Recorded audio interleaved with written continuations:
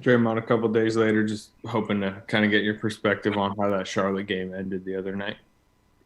Um, my perspective. My perspective is as such. It's changed over the past couple of days. I'd say immediately after that game, I was kind of pissed off. Just on my feelings of the whole situation. How the first tech went down is more so than the second tech were my initial feelings. And anger that came from the situation. As I sat and I thought about the situation and reassessed, as I had time to let the whole thing marinate and digest, I was dead ass wrong. And not uh, that I was wrong, like I said, for the first tech per se, but once, whatever that situation is, once I have the first tech, I can't get the second tech. And so I was a bit disappointed. I'm still a bit disappointed in myself because, I think that whole situation bothered me. I know for sure it did. It bothered me more than being suspended from Game 5 of the NBA Finals in 2016. Um, and the reason it bothered me more than that is because, you can have your thoughts on the Game 5 situation. I for sure have my thoughts on the situation. Um, but this situation in particular, I had complete control over. And, you know, I let that control get away from me. And in turn, I let the game get away from myself and my teammates. And I think the reason it bothered me more was because obviously, like I said, your thoughts are your thoughts on the Game 5 situation. My thoughts are my thoughts. But, this young team, you know, winning an NBA game is not easy. Uh, and this young team has not had the guys on this team has not had much experience with winning, and so to take the game away from my teammates, and which they worked so hard for, was a bit frustrating for me, um,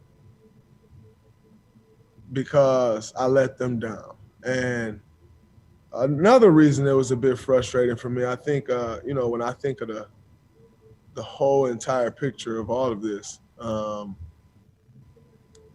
if you type in Draymond Green uh, before, when was that game? Saturday. Yeah. Um, the first clip you'll see is me talking about the Drummond situation. And so to go from that situation to like what the next thing would be if you see of me is like two completely total different ends of the spectrum.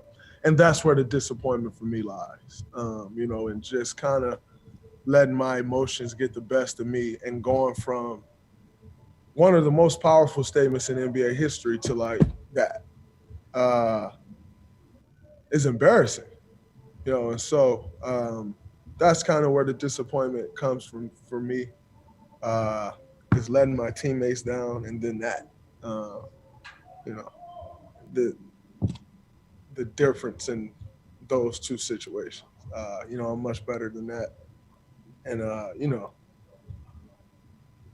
at I'm a completely different person than I was at 30. I mean, at 25 than I am at 30. And so when I look at the person who I am today, that should never happen. Uh, and so, in saying that, I can admit my faults and when I'm wrong, and I was wrong, and I have to do what I have to do to make that up to my teammates. And I don't mean, obviously, uh, like I told the guys, I appreciate the support of me, but that action does not warrant support. With support from teammates comes a responsibility, and I let that responsibility go. And so to think that, just because they are my teammates and they deserve, I do have their support. Don't necessarily mean I was deserving of it in that situation, because I wasn't. And so I'm very appreciative of them, and I owe them. Dre, Mark Haynes from Clutch Points. How difficult after the two losses or whatever? How like fans love to dehumanize the athlete. How difficult is it to sit here and talk about those issues after it happened? To sit and talk about the issues after it happened? Yeah. With who? With the media. Oh, not difficult at all.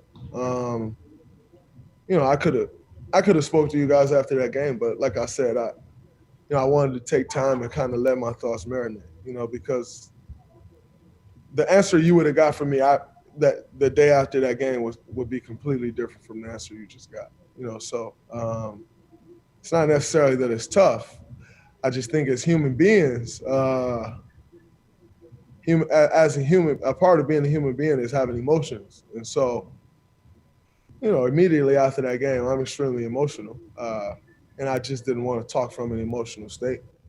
And so it's not necessarily hard from the standpoint of, getting up there and talk. But, I just didn't want to talk from an emotional state. I wanted to sit back and kind of assess the entire situation and kind of let my thoughts develop, as opposed to hopping in front of a microphone 10 minutes after a very high emotional situation.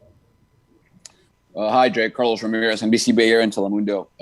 How do you make sure you keep yourself on check for the future? And do you think you're a better leader now after that happened? I think anytime you go through some things in life, you come out better on the other side. So I 100% think I'll be better. As far as controlling my emotions, I know how to control my emotions. I let them get the best of me that day, but as someone who could get 15 texts every year and never cross that line, I think I know how to control my emotions pretty well. Draymond, when you look at your position on this team, there's no David West. There's no a bunch of OGs. You're now the OG of this team. How did that impact how you reflected on what happened in the game? I think it heavily impacts it, just not having those older vets per se to kind of give you that perspective. You just have to find it, and saying that, it's a completely different situation than I became accustomed to being in or being a part of. But you just have to find it, and it's all a part of growth. You're not going to stay the young guy forever. I think one thing's for certain in this life is we all get older, and that's just the nature of it. And so you just have to make that adjustment. Did you talk to someone, Dre, get perspective? Did someone give you a call, maybe a former coach or a teammate, to talk about what happened? I talked to a lot of people, but that's not where my perspective came from. My perspective kind of came from the thoughts and feelings that I had within. That's where my perspective came from. What's your sense on where this team? You mentioned the support from your teammates. What did that support?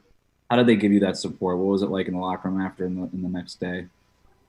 We discussed what we discussed in the locker room. I think you could kind of see the support and talking with you guys. And yeah, that support is that support. But any other questions? I've said what I got to say about that situation. Yeah. What do you think about where this team is right now? I mean, obviously you're coming off 2 deflating losses. There have been bright spots within those losses, 16 and 15, getting the centers back. Just what's your general thought on where this team is? I think this team is getting better. Definitely 2 losses, that we should have had, both of them. And saying that, we didn't get either one of them. So you move forward. But overall, I like where this team is at. I think, the improvement that we've shown on both ends of the ball, and being a top 5 defense in the league now, I think, that shows the improvement in focus level and commitment of this team. And then also, I think to go out and compete and, play. I mean, obviously, 2 days ago, we played that game without Steph, and to still have an opportunity to win that game says a lot about the growth of this team, because I'm not sure even 2 weeks ago, it would be that same result. So it's, I think this team is getting better, and hopefully that'll start to show in the win-loss column. Draymond, offensively, where is your confidence? I'm of the mind that sometimes in the games you're taking your man, you're going coast to coast, you're hitting a big three, and at other times you're throwing your hands up. It feels like you have it sometimes and you don't. Like, how would you assess the confidence in your offense? I think, there are times I think it's more of just me staying aggressive than confidence at this point. I'm confident as hell at this point. I think it's kind of the mindset, and essentially staying aggressive. When I get by a man and completely blow blind and possibly miss the shot, like not letting that affect the aggressiveness that I play with. And so I think when you kind of see me throw my hands up, it's obviously more so out of frustration. But in saying that, I think the most important thing for me is just to stay aggressive more so than worry about where my confidence is here. Like, I'm confident. I feel great about my game. Just staying aggressive and kind of keeping that mindset, that mindset of attacking. Just so I can get terminology right. What, Marcus? Sorry, just so I get terminology right. What is it then that stops you from being aggressive if it's not a lack of confidence? I think picking and choosing those spots. When you play a certain way for so long, it's not easy to just kind of turn that mindset back on of like attacking. And so I think more so just kind of tapping back into that. It's just a completely different mindset in entering the game with it. It takes a little while for me to kind of just get that back all the time. And so, making that adjustment, but it's, I feel good about where I'm at.